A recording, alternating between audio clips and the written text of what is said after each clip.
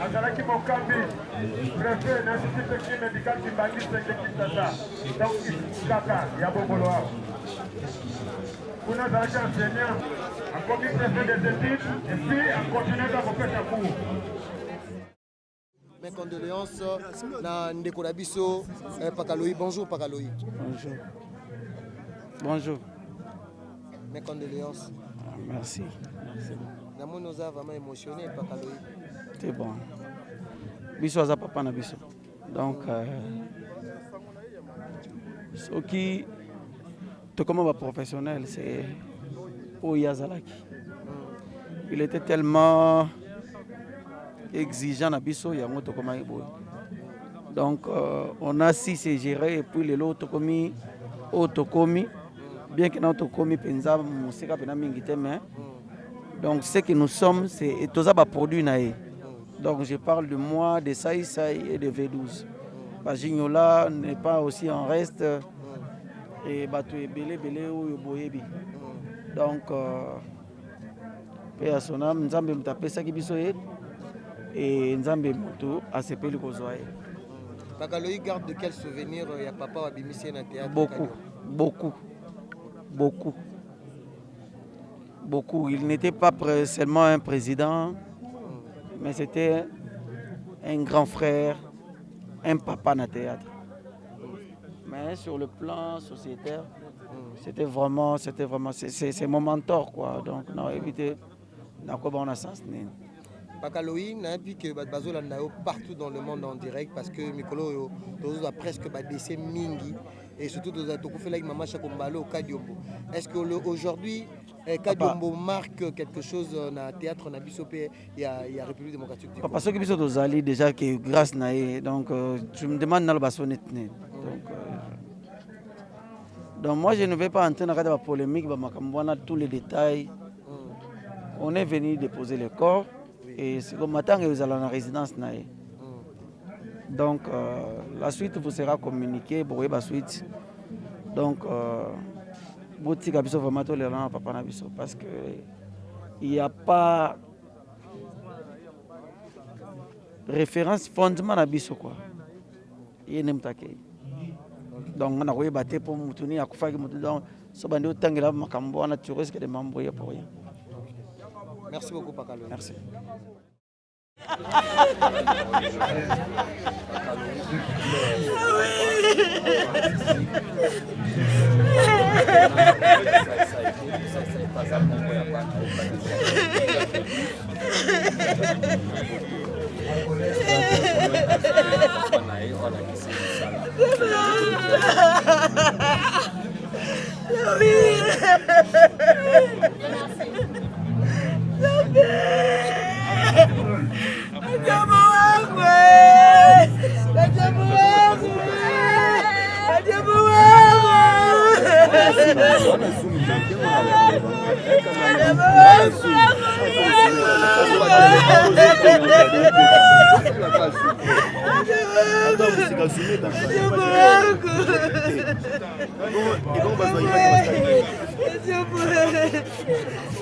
Papa des oreilles, papa.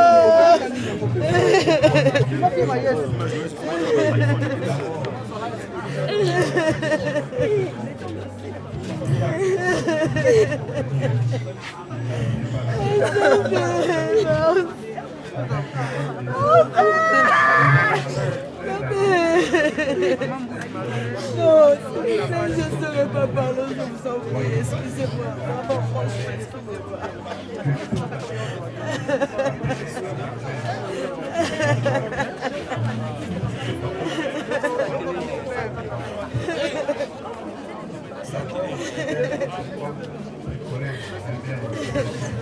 Nous sommes à la mort du cinquantenaire. Nous sommes à la mort du cinquantenaire. Nous sommes à la mort du cinquantenaire. Cinquantenaire. Ça va impoli to makaba politicien. Donc pour le babalobi que biso bana na balingi ko loba mingi. Mais aujourd'hui Max Kadiombo n'est plus. Les CG quand on vous a appelé, parce que Joël Kadé Azokam lobby qui on m'a informé lobby à partir de émission concerne la Gloria à Salaki. Quand Gloria sali émission dans le Congo, bon yande batu siko ne ba comme ko benga ndeni botiki papa Kadiombo boye. Nde moi mboka Jean-Marc Abunda tine ke lobby alandela le papa Kadiombo tiki biso. C'est normal, nous sommes en insécurité. Comment ça fait qu'un parti politique oyo, vous ne connaissez pas le nombre de vos communicateurs? Vous connaissez ça réunion vraiment communicateurs n'a pas ça autant. N'ayez pas l'autre là pendant 18 ans il y a un nombre de communicateurs na bango. Et nous sommes liga rofingi sara président, liga rofingi c'est pas bien. Hein? Masque Diombo ça qui n'a musala pote que ba récompenser lobby à côté na cabinet, tout le bas directeur à cabinet to azanani non. Azaki wana po ate ya biso. Biso to bo beta Gloria bi to ne ko bengi maître d'école. Pour so tali analyse na ye, il faut retirer mo eloko moko na kati. Yango po biso to ndo ko njoko sa ba analyse. Mais ya mutu ko tika batu boy. Eh oyo komi ko bangisa. Qui va côté les nanda pour pandi biloko nyonso nda passer des ordres. Là ba côté là qui est normalement de toyoka qui pardon qui taba micro hein pe ni pe professionnel au sa makambo qui taba micro ko.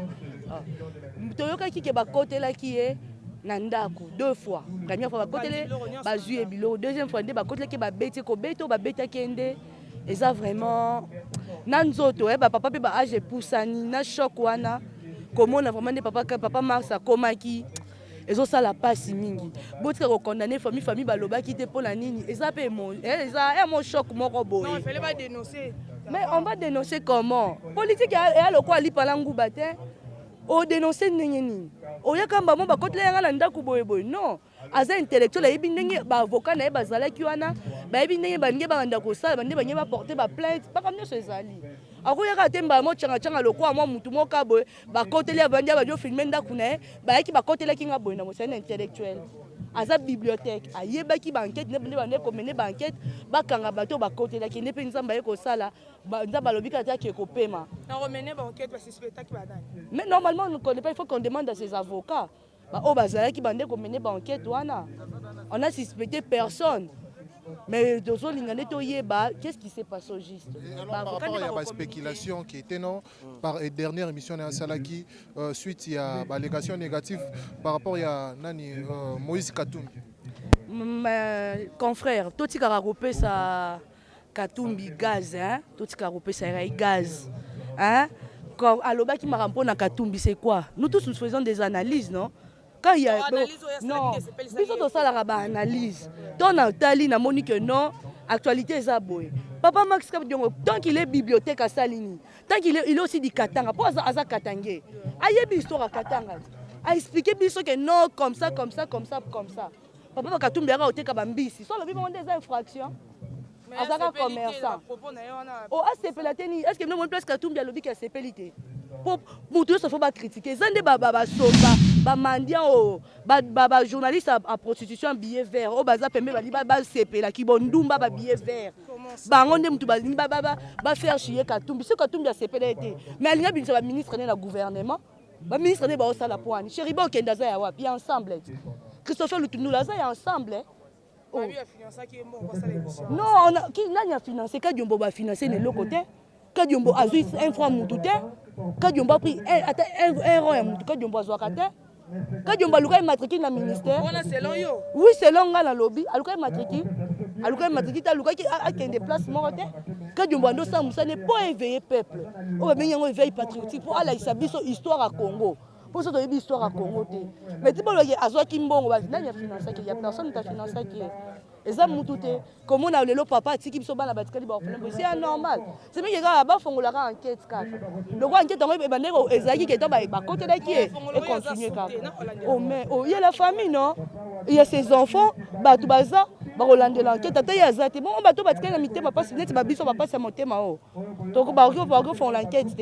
c'est anormal. Le Marco, ils appellent l'information qui circulé. Est-ce que Kadiombo a confiné parce qu'il va tout au poisonnement? Parce que tout le monde va tout au poisonnement. Mais tu as expliqué, cher internaute, les Kamanini, Kadiombo a coûté. Kadiombo, normalement, il va côté là qui est, bêta qui est. Choc, on a robéta de moutou. Papa a besoin de déjà colis. Et on a mis quoi à ma casté. On a écouté ça qui est même na liwa. wande photo zélande soki autopsie esalami nde baoyeba koexplike biso qu'est-ce qui eloko nini elekani. C'est une affaire politique. Oui, c'est une affaire yo malembe. Bonjour. Oui, bonjour Ndeko. Oui, qui m'est allé. Voilà, yo tout le monde a repé mingi, moi mire na mambo etali bongo politique. Et alors s'il faut dire par rapport à la disparition, il y a Ndeko Tatuka Lombo qui fait aussi un artiste et comédien, aussi un politicien par rapport à Yama. D'abord, sincère condoléances na famille artistique Mobimba et puis sincère condoléances na biso bapandisango oyo ya mbongwana. Sincère condoléances na école Mobimba RDC, sincère condoléances na bakonzo ka jo bazali ko soutenir. Et puis na famille na ye vraiment ba condoléances toli ko ya biso na bango toujours elongo. Papa Kadiombo azali ko sala mo ba révélation très troublante. Papa Kadiombo azali ki moto azali ko lobela changement. Papa Kadiombo azali ko bundela école. Papa Kadiombo a bundeli école kino na dernière énergie. Et ce que Botali, chaîne Naye, ils ont créé, si je ne me trompe pas, le 23 en 2018. Donc, tant que nous avons le président de la République actuelle a eu le pouvoir, il n'y a pas de politique, comme ça, la révélation. Ce qui a passé à vie, il contraire, il y a toujours un contredire, et puis comme ça, la contre-attaque, et puis sa vérité. C'est ça qui était l'homme Kadiombo, Kadiombo, à la politique, na bo solo na ba preuve tangible. Ce que lobi kombo ya Sylvain, c'est que sa vidéo mo oyo ka ba lobi pona Sylvain ko pona Sylvain pona Alex Abatuke, di kambo na lobi oyo na cosité na lobi bo solo. Lelo ka Diombo atiki biso, ngai nazali nazali la seule mout oyo non, le seul mout plutôt oyo abimisi vérité ya liwa ya papa ka Diombo non avant d'abord batu bayeba ke azali malade, c'est moi qui ai alerté au travers l'émission à Salaki. La chaîne Abisso Congo pour la télévision, ça lui 20 000 vues dans un jour déjà, parce que déjà, la dame en question, on a connu comme on a, Azali Mouto a kanaye moi mingi. Azali Mouto basula kanaye moi mingi. Et tant que tu as connu bien, papa Sylvain va dire diaspora bin non, dire Sylvain to yoki que papa Radio Mbali malanga bin non. Na yebi que ba côté là qui est. Mais on a dit comme hospitalisé ou on a dans information anté. Bon, c'est la ngana vérifier ça investigation. Et après l'investigation de Gloria la Panthère on a pas 6 mois de pas parce que Azali Penza n'a pas si makas n'attend que sur la boye. Alors bien que Sylvain yaka to ça l'émission to le baba vérité. Alors bien na so sauf rien. Ndé au travers émission wana tant que ça l'émission wana alors bien que notre papa Kadiombo il semblerait qu'il a été empoisonné après ba attaque au Yambaki suite à la dénonciation au Azali ko ça sur loi congolité. Selon Madame Gloria la Panthère Noire. Na bongo tango to rediffuser émission wana ndé ba konzi oyo ba yeba que session ya Kadiombo ndé ça ki ndé ba moko ba yeko mona non Kadiombo ça yeko belande o mais biso ndé nini to yeba kité c'est au travers émission o ngana salaki ndé ba ndé to mo déjà awa to ko loba quelques membres de l'UDPS bazali surpris parce que ba eu information en retard. Maman Gloria a déploré que moi moqué na ba kambi mususu ya UDPS na certains dirigeants ya UDPS oyo ba luka ki un peu ko luka ko zwa bango na nzela allo kasi esimba kité.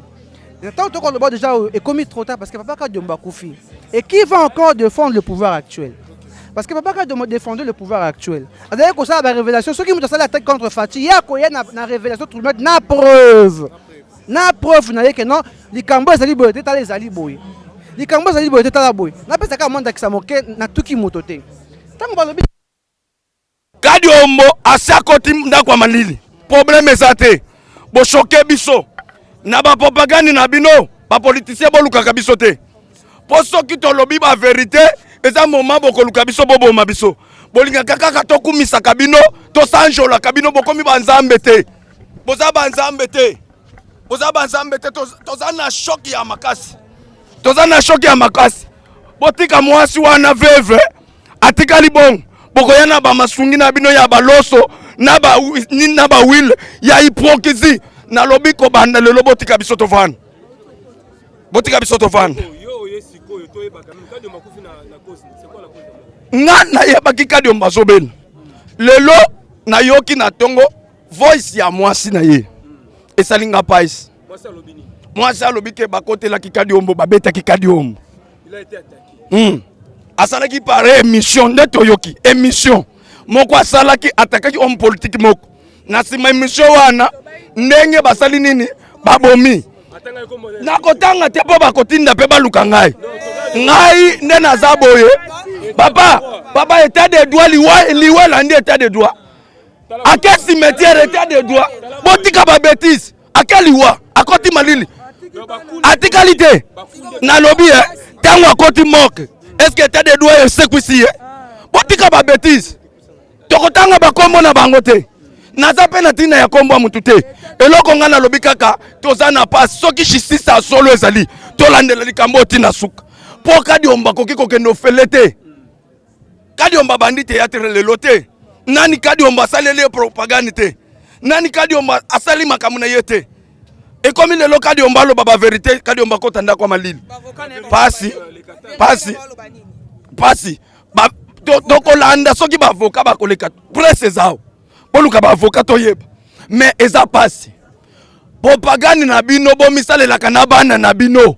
Na basi na bino na bandeko na bino basimba ba fanfa basimba ba micro. Maquillage ya artiste moko te ko ya kosala le propagande.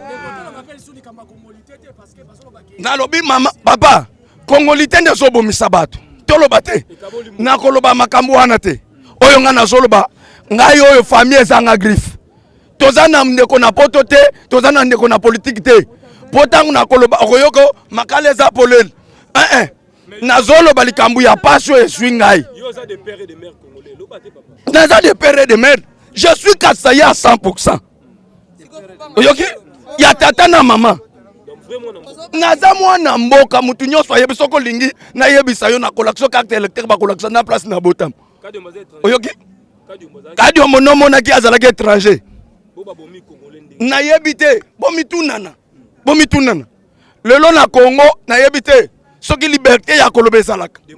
Soki to lobi boko yoka likam. Na meki koloba bakoloba malamu to mibomba to kufa nango na mutema. To kufa nango na mutema likambo ezate. Mokili oyo eza ya bino. Mais boyeba kango après mokili mususu ezali. Li fait le peso zela bino. Soki bobongo li mutema te na beti sete na lobi boy. Toko luka bino ate na li fait lo. Na koyebisa tata na lobi tata bakisela bango moto. Mutoyo abomaki na mbeli fasika pe makasi. Yo criminel bomaka famille na yo pe bakosila.